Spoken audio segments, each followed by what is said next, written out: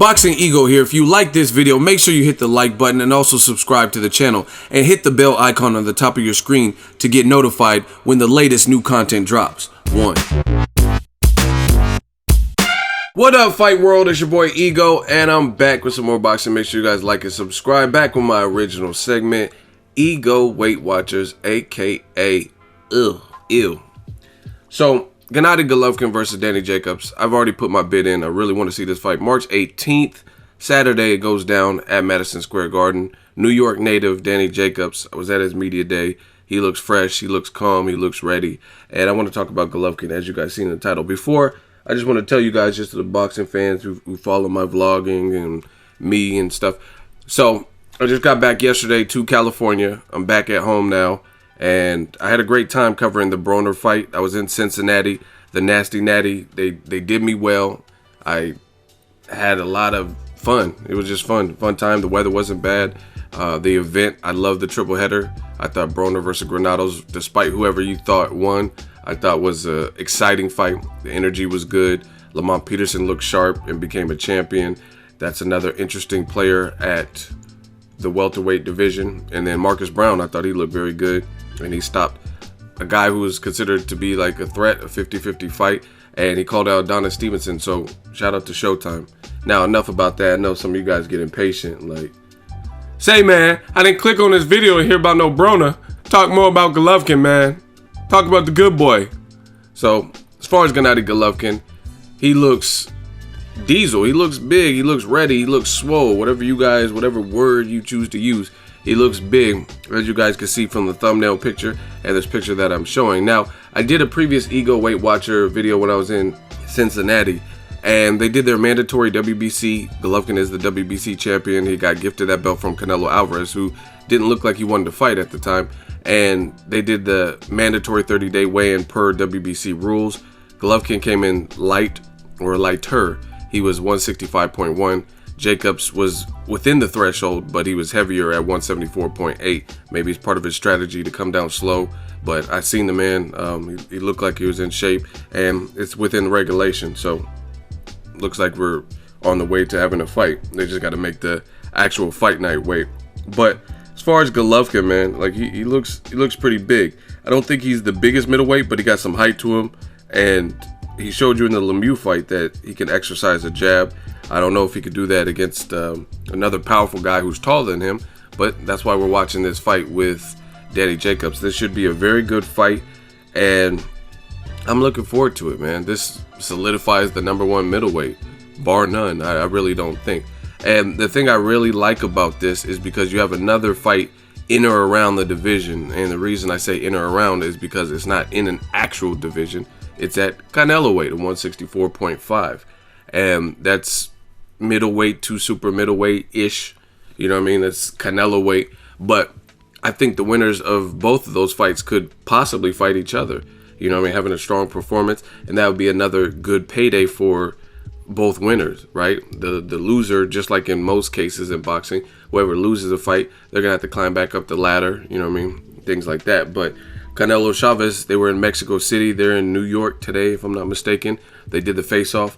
I'll do a reaction video if you guys want on that, but early reaction is just what I told you guys. Chavez Jr. is big as hell, period. You know what I mean? I did the video. I mean, look at the timestamps. You don't need me to babysit you guys, but look at the timestamps. I did the video 7 reasons, my 7 reasons series, 7 reasons why Julio Cesar Chavez Jr. will not be easy work for Canelo. I don't think he's just going to get in there, chop him up in 1 round, and then he's done and out and collects a paycheck. I don't think that. I think that could be a very tough fight. But obviously, Chavez Jr. has to continue. He looks like pretty slim for his standards. He looks keeping his weight down. Looks like he's keeping his weight down, but he has to maintain that because there's a bit of time between now and May 6th. So I'm looking forward to it. Like I said, Jacobs, Golovkin, Jacobs, the winner of that fight could possibly fight the winner of Canelo Chavez, which would be big. And we've already been pushing as fans for Triple G versus Canelo. So strong performances here. The sky's the limit for the winner, and they can go on to another big payday and meaningful fight straight away, right? But like I said, the loser of these fights, they're gonna have to build back. But for the winners, it's on and cracking. Let me know what you guys think of Gennady Golovkin. He looks massive. He looks like he's training hard. And I told you guys, I'm a straight shooter when it comes to this. Some people think I like this fighter, hate this fighter. You guys will never know, because at the end of the day, I mean, there's fighters I like, but I don't have anything against any fighter. Like, none of these, and most of these fighters I've either met, seen, covered their events, done videos about, you know what I mean, something. Like, so if I hated someone, I just wouldn't give them any type of shine. So it's not anything like that. But a lot of people in boxing, it comes down to personal reasons, and like who you favor, who you like, and emotions. Like, I don't have to get into all of that. I don't have a problem with either fighter in any of these fights, you know what I'm saying? So I'm looking forward to it. Maybe the best man win. And I told you guys, like, for me, when it comes to Gennady Golovkin, we know there's talent there. There's never been an argument if he has power or if he has any level of skill. I do see, just like most fighters, I see vulnerabilities, certain things. I'm like, okay, he's more on the offensive side than defense. There's nothing wrong with saying that. And even if there was, I'm not going to change it, because that's how I feel. And that's who I am. I'm an Aries. I'm stubborn. So my big mouth, I can't help it. Like, I have to be real with you guys. So Golovkin, he's a good fighter. He's a strong fighter.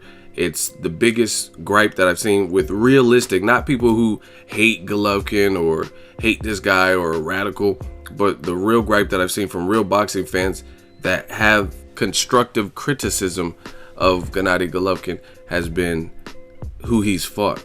But fighting Jacobs, that alleviates that, because if he gets a certified win over Jacobs, then he's the man. That's a good win. That's why you haven't seen me do any video. Like, if you guys notice, there's a pattern here. It's not about east or west. It's not about who you like and dislike. It's about what's fair and what I believe to be right.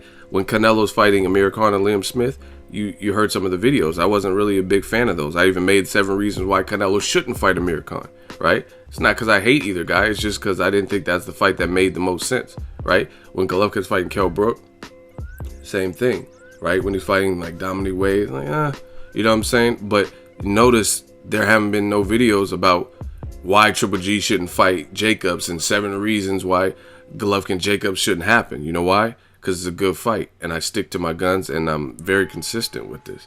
So I have no problem with this fight. I have no problem with the build-up. Both Golovkin and Jacobs both look like they're taking this serious.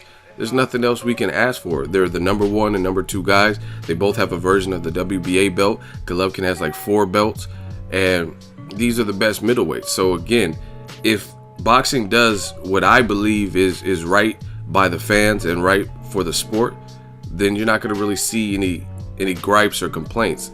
If the fight's competitive, or if there, you know what I mean, there's some level of logic. But fights that make no sense, then that's where you usually see me put my foot down and be like, no, I don't agree with that. And that's my right. I can do that. But that's enough of that. Let me know what you guys think. Golovkin Jacobs. I'm looking forward to this. New York, Madison Square Garden, March 18th. Who's going to this fight? Who's ordering this fight? It will be an HBO pay-per-view, but I like how HBO is doing a face-off for this. I think it might be 1 episode, but I mean, it's better than nothing. They had another pay-per-view recently. I'm not sure. It might have been Canelo Smith, and they didn't do no face-off or 24/7 or anything like that. So I'm looking forward to this fight. Drop it in the comment section. Make sure you like the video as always. Hate, comment, and subscribe. Till next video is Ego signing off. So if you enjoyed this video and want more content like this on the channel, you can show your appreciation by going to the PayPal donate button or the YouTube support button. And you can donate any amount that you feel is equivalent to the value of this video. Much more to come. Thank you guys for your support. Boxing Ego, the future of boxing.